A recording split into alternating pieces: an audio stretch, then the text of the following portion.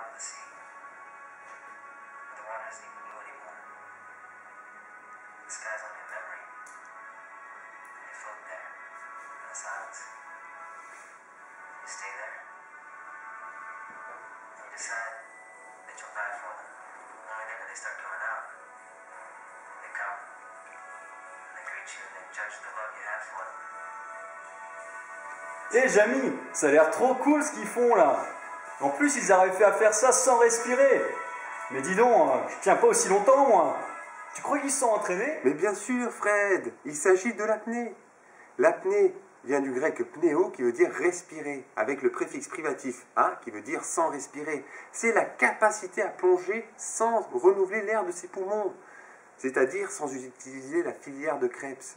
L'apnée est un sport à part entière, mais comme tous les sports, il faut s'entraîner. Ça y est Jamy, j'ai trouvé mon maillot, on peut y aller.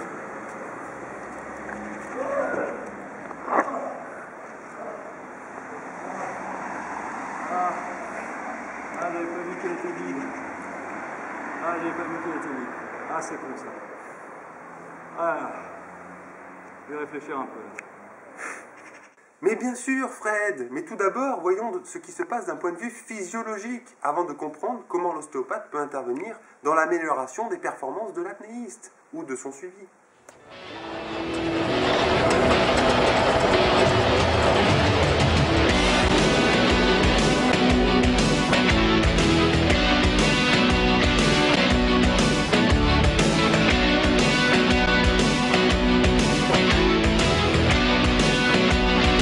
Eh Jamy, je viens d'arriver au club Orca, mais ils font tous la sieste, je comprends pas. Mais non, Fred, ils font pas la sieste. Et en plus, je croyais qu'on allait à la mer, comme dans le film Le Grand Bleu, tu sais. C'est normal, ils pratiquent l'apnée statique. Et oui, en apnée de surface, il existe l'apnée statique, où le but est de rester immergé le plus longtemps possible, en économisant chaque mouvement, pour justement consommer un minimum d'oxygène. Également, en apnée de surface, il existe l'apnée dynamique, avec ou sans palme, où le but est de faire la plus grande distance possible. Mais Jamy, l'ostéopathie dans tout ça. Mais c'est vrai, Fred. Allez, viens avec moi. La caractéristique de l'apnéiste sont les dysfonctions de thorax en inspiration.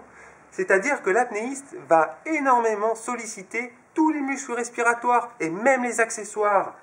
Le diaphragme, les scomes, les scalènes, tous ces muscles sont hautement sollicités. Et en plus, les scalènes font un petit peu partie des muscles poubelles. Alors, il y a tout l'axe central, les poumons, tout l'axe cardiaque, avec le tendon central. C'est pour ça que l'apnéiste, même s'il ne bouge pas, son corps est hautement sollicité.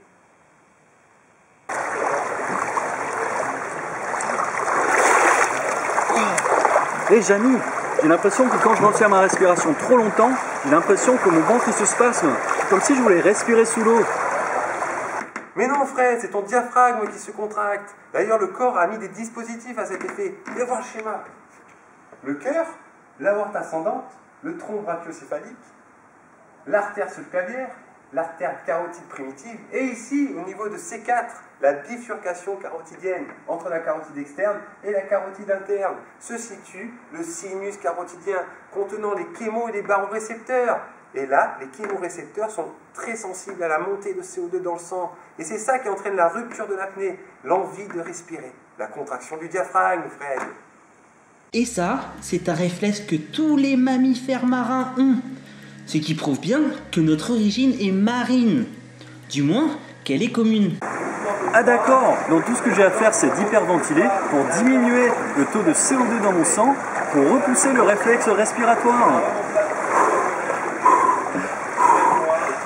C'est bien, Fred. Pour une fois, tu dis pas de conneries. Mais avant de parler d'hyperventilation, on va parler de ce qui se passe sans hyperventilation. Allez, venez voir mon schéma. Ici, ce schéma représente la pression partielle artérielle des gaz en fonction de la durée de l'apnée. On a ici, en début d'apnée, une quantité d'oxygène très importante et une quantité faible de CO2. Puis, au cours de l'apnée, la quantité d'oxygène diminue dans le sang et la quantité de CO2 augmente. Ici, on voit que sans hyperventilation, il y a une rupture d'apnée qui se produit Et ici, lorsque l'oxygène atteint une pression partielle de 30 mm de mercure, ça déclenche une syncope. Alors on voit ici que le mécanisme est efficace, puisque la rupture de l'apnée, l'envie de respirer, intervient avant la syncope. Maintenant, s'il y a hyperventilation, regardez ce qui se passe. On diminue la quantité de CO2 dans le sang dès le début, ce qui fait que la rupture d'apnée arrivera beaucoup plus tard, et même après la syncope. Dis donc, c'est pas efficace, et c'est super dangereux, Fred. Fais attention. C'est d'ailleurs le risque de ce sport, car la syncope vient sans prévenir. C'est pour ça que lors de compétitions, il y a un stade de sécurité très présent.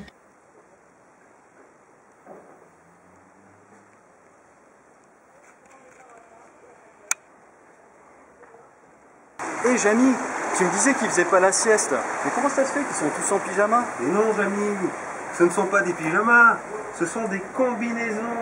La pratique de l'apnée demande énormément de consommation d'énergie et surtout d'oxygène, qui est très précieux. Ainsi, la combinaison permet de garder la chaleur corporelle, puisqu'on le sait très bien, la thermorégulation est très gourmande en énergie. Ah d'accord, je comprends mieux pourquoi ils ont tous une écharpe autour du cou. Là, j'avoue, Fred, tu passes un peu pour une bille. Ce ne sont pas des écharpes, mais du lestage. Mais au lieu d'avoir une ceinture de plomb classique, ils se lestent au niveau du cou pour compenser le fait que les poumons sont céphaliques et lorsqu'ils sont remplis, auront tendance à remonter le buste. Ah d'accord, comme ça ils tendent vers un hydrodynamisme optimal selon les équations aux dérivées partielles non linéaires d'après la mécanique des fluides. C'est serré, hein? Je suis en train d'essayer la monopane. On va voir ce que ça donne. Oh, ça fait bizarre.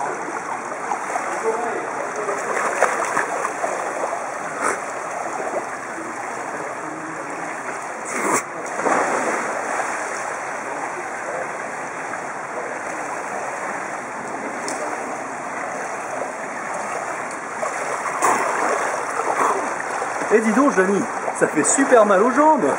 Qu'est-ce que c'est ça? Mais c'est normal, Fred. La monopalme, elle s'insère juste en dessous le calcaneus, ici. Mais elle ne le prend pas totalement, ce qui fait qu'il y a énormément de pression sur la voûte plantaire. En plus de ça, dans le mouvement de monopalme, le pied est en hyper-extension, ce qui fait qu'il y a des tractions sur la loge antérieure de la jambe. C'est dur. Eh, Jamy, c'est un sport, il faut s'entraîner, quoi. Bonjour Christian. Bonjour, comment ça va? Ça va bien, merci. Alors dites-moi, là vous êtes en piscine, ça vous arrive de faire des sorties en mer? Eh bien oui, en fait, hein, mais selon la discipline en mer d'apnée... Donc vous faites comme dans le film Le Grand Bleu? Tout à fait, donc on peut distinguer... Donc vous nagez avec les dauphins? Eh bien oui, il y a différents types, je peux vous raconter une anecdote d'ailleurs. Oh là, je suis super chaud, l'ami. Allez, on y va, on se rejoint là-bas, hein. Et oui, il existe 4 disciplines différentes en mer. Le poids constant, où le but est de descendre le plus profondément possible, avec ou sans palme. L'immersion libre, là il se tire à une corde et du coup il consomme moins d'oxygène, puisque les principaux membres sollicités sont les bras, qui ont besoin de moins d'oxygène que le membre inférieur. Ensuite on a le poids variable, là il descend grâce à une gueuse. Là pour le coup il consomme un minimum d'oxygène, mais il ne faut pas se laisser surprendre, car il faut tout remonter en palme. Et pour finir, on a la discipline no limite, qui se pratique avec la gueuse lourde. L'apnéiste descend dans ce cas-là comme en poids variable, avec une gueuse, mais il remonte avec un ballon qui se remplit d'air. Mais attention, parce qu'à la mer s'ajoute la notion de pression et de profondeur. Je vais t'expliquer, viens. Il y a plusieurs lois physiques. La loi de Paul Mariotte, qui est bien connue des plongeurs. À température et volume constant, la pression du volume par la pression est constante. C'est-à-dire, plus simplement, qu'à 0 mètre de profondeur, c'est-à-dire maintenant tout de suite, il y a un bar de pression constant sur nous. Si on va à 10 mètres de profondeur, on ajoute un bar, et on ajoute un bar tous les 10 mètres. Si on comprend bien et on illustre cette idée, si un apnéiste a 6 litres d'air dans les poumons, en surface, il arrivera à 10 mètres avec 3 litres, c'est-à-dire que son volume est diminué par 2, puisque sa pression est multipliée par 2. T'as compris, Fred? Je te crois, Fred, mais je vais quand même faire l'expérience avec cette bouteille d'eau. Il va la remplir avec l'air de ses poumons et l'amener à 10 mètres de profondeur.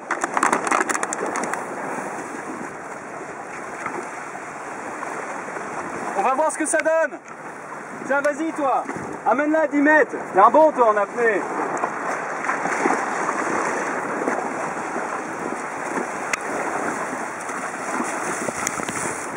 Ah ben dis donc, c'est avec la bousse, hein.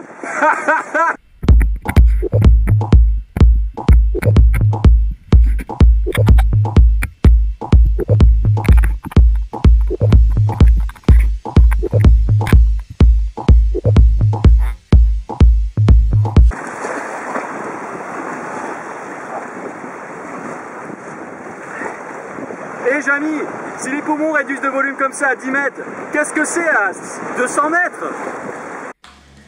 Le volume résiduel, c'est le volume se trouvant dans les poumons après une expiration forcée. Ce volume empêche les alvéoles de collapser. Ce volume est atteint lorsque l'apnéiste arrive à 40 mètres de profondeur. Un phénomène lui permet de descendre encore plus profondément, c'est le blood shift. En effet, entre 35 et 40 mètres, la pression augmente et le volume pulmonaire diminue. Pour compenser le vide qui se crée au niveau pulmonaire, il va s'opérer un afflux sanguin qui limitera ce vide viscéro-pariétal.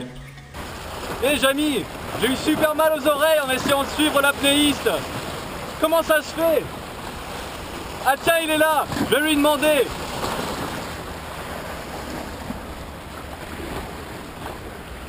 Bonjour Christian. Eh bonjour. Comment ça se fait que j'ai eu mal aux oreilles? Comment tu fais toi pour ne pas avoir mal? En fait, il existe plusieurs manœuvres compensatoires. Tout d'abord, il faut savoir que l'oreille moyenne, c'est comme les poumons, hein, ça tend à le volume diminuer par la pression. Alors tout simplement, simple, il existe quelques manœuvres simples. La manœuvre de Valsalva, on souffle doucement en se pinçant le nez, ce qui fait ouvrir par la trompe de Stache et remonter l'air dans l'oreille moyenne. Et puis après, tout simplement, il y a d'autres manœuvres, Frenzel, où on va plutôt pousser avec la langue sur le palais, et puis d'autres manœuvres encore, où on inonde l'oreille moyenne par de l'eau salée. Bon, celle-là est moins courante, hein, voilà. Nous on pratique plutôt la BTV, ou béance tubulaire volontaire. C'est plutôt quelque chose de physiologique, mais qui est d'acquis en fait, hein. Par les péristaphilaires, on va ouvrir le canal de Stache, et puis voilà. Hein. Et oui, dans chaque cas, les muscles sollicités lors d'une manœuvre de décompression sont les muscles péristaphylins internes et externes qui permettent d'ouvrir la trompe de Stache. Mais Jamy, l'ostéopathie dans tout ça. Mais c'est vrai, Fred. Allez, viens avec moi. En ostéopathie, nous pouvons proposer des techniques crâniennes visant à libérer la trompe de Stache, lui redonner sa physiologie, lui permettant de s'ouvrir et de se fermer lors de la flexion-extension. On va travailler ainsi sur l'intra-osseux du temporal et libérer le temporal par rapport à son annexa. C'est bon Jamy, je pense que je suis prêt pour battre le record des profondeurs.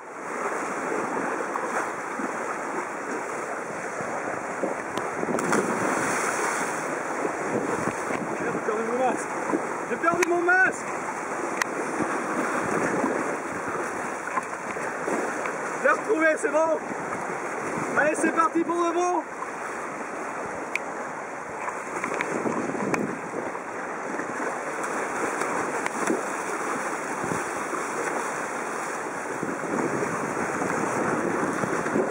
Hé Jamy, j'arrive pas à descendre. Il se passe quoi là? Mais c'est normal, Jamy. Tu n'es pas lesté. Allez, je vais t'expliquer. Dans le monde marin, une autre loi importante est la poussée d'Archimède. La poussée d'Archimède est une force verticale qui s'applique vers le haut et qui est égale au poids du volume d'eau déplacé par un corps immergé.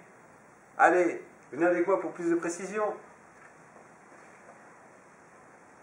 Si on prend deux objets, une pierre et un bout de polystyrène ou de plastique comme vous voulez, si les deux objets déplacent, lorsqu'ils sont dans l'eau, 1 litre, c'est-à-dire que le volume d'eau déplacé sera égal à 1 litre. D'accord? Si on convertit, la masse de l'eau est égale à 1 pour 1, donc 1 litre est égal à 1 kg. la poussée d'Archimède pour ces deux objets est égale à 1 kg. On est d'accord? Cependant, dans l'eau, nous avons un poids relatif. D'accord? C'est-à-dire que le poids relatif est égal au poids réel, le poids qu'on a en dehors de l'eau, moins la poussée d'Archimède. C'est ce qui fait qu'on flotte ou qu'on coule. Pour les deux objets, le poids relatif de la pierre, c'est simple. Son poids réel est de 10 kg en surface, moins la poussée d'Archimède qui est de 1 kg. L'objet est à 9 kg, il est positif, il coule. Pour le bout de polystyrène, le poids du polystyrène est de 0,5 kg, moins la poussée d'Archimède, il arrive à un poids relatif de moins 0,5 kg, il flotte, d'accord? Il faut te lester en fonction de la profondeur, et il faut surtout savoir que en profondeur, plus on descend, et plus la poussée d'Archimède diminue. C'est simple, puisqu'il y a déjà les poumons qui s'écrasent, c'est-à-dire que le volume pulmonaire diminue, nous l'avons vu tout à l'heure. Il y a la combinaison qui s'écrase, donc le volume de l'apnéiste est moins important, ce qui fait que si tu es trop lesté en surface, eh ben, tu coules beaucoup en profondeur. Donc tout dépend de la profondeur où tu veux aller. Si tu vas à 10 mètres, tu peux te lester beaucoup. Si tu vas à 40, 50, 60, 100 mètres, vaut mieux quasiment aucun lestage. C'est bon, Jamy, je pense que je suis prêt pour battre le record des profondeurs.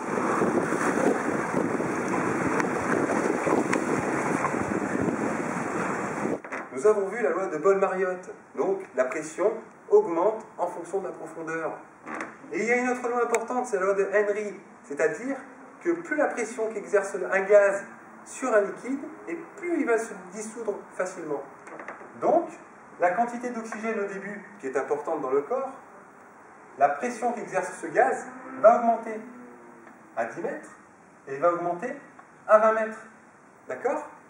Ce qui fait qu'à 20 mètres, si on reste trop longtemps à 20 mètres, eh ben, on va consommer de l'oxygène, mais la pression partielle de l'oxygène sera toujours importante dans le sang, puisqu'il y a cette notion de pression et de profondeur. Par contre, lorsqu'on va remonter, et qu'on va être entre 10 et 0 mètres, comme on l'a vu tout à l'heure, eh ben, le volume va être multiplié par 2 d'un coup, poum, et la pression partielle va chuter d'un coup, poum. Ce qui fait que ici, on passe rapidement d'une pression très acceptable pour le corps à une pression de 30 mm de mercure, et poum, la syncope. La syncope arrive sans prévenir. Il ne faut vraiment pas traîner au fond. D'accord? Et Jamy, comme tu le présentes, ça fait vraiment sport à risque. Hein. Je vais demander à un apnéiste pour me rassurer. Viens. Excusez-moi, monsieur. Ah, tiens, c'est Christian. Bonjour. Encore à toi. Ah oui, c'est encore moi. Si tu veux. Est-ce qu'il existe encore des risques pour l'apnée en mer? En fait, tout à fait. Hein. Il y a les accidents de décompression, déjà, c'est un risque important. Et puis, il y a aussi cette ivresse de profondeur, cette sensation d'être là, mais de ne plus être là. Enfin, vous voyez ce que je veux dire, quoi. D'accord. Et Jamy, il faut un mental d'acier pour pratiquer ce sport. Et en plus, il faut vraiment maîtriser son corps. Mais avec ce sport, on maîtrise vraiment son jacasseur.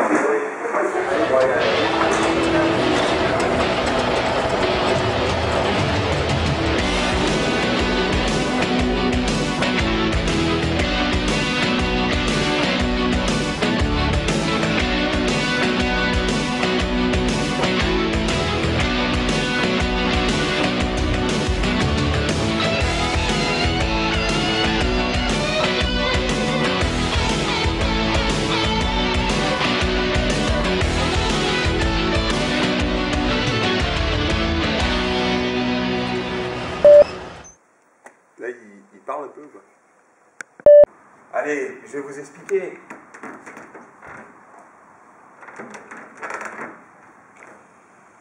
Si l'apnéiste a un volume de 6 litres dans ses poumons, une capacité de 6 litres, V égale 6, donc ça fait 6.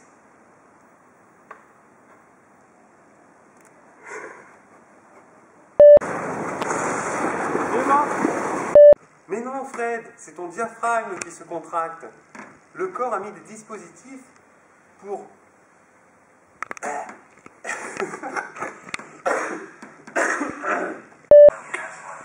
Hé Jamy, ça a l'air trop stylé ce qu'ils font là.